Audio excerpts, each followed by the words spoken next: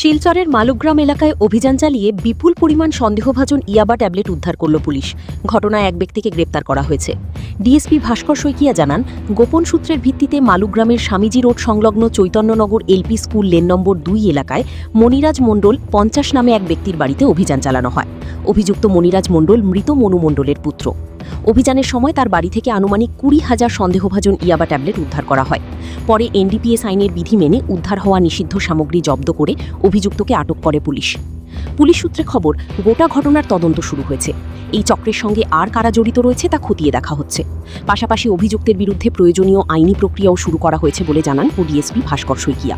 খবৰ অনুসৰি আমি এটা অভিযান চলাইছিলোঁ মালুগ্ৰাম অঞ্চলত, আৰু এই অঞ্চলত আমি মনিৰাজ মণ্ডলৰ ঘৰত আমি যেতিয়া অভিযান চলাইছিলোঁ তাত আমি 20,000 ইয়াবা টেবলেট ধৰাত পেলাইছিলোঁ। আৰু যেতিয়া এনডিপিএছ কিটৰ আণ্ডাৰত আমি টেষ্ট কৰিছিলোঁ তেতিয়া পজিটিভ ৰিজাল্ট দিছিলে।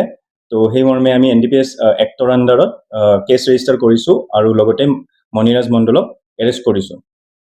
আৰু বজাৰ ভেলু হৈছে ইয়াবা টেবলেটছখিনি 6 crores, এপ্ৰক্সিমেটলি 6 crores। তথ্য ক'ৰ পৰা আহিছিলে এইবিলাক? তো সূত্ৰ আমাৰ নিজৰ যিটো চ'ৰ্চেছ ইনফৰমেশ্যন থাকে সেই ইনফৰমেশ্যন হিচাপে আমি অভিযান চলাইছিলোঁ। তাৰ লগত আৰু কোনোবা আছিলে নেকি? মনিৰাজ মণ্ডল ব্যক্তিজনকে আমি আটক কৰিবলৈ সক্ষম হৈছোঁ।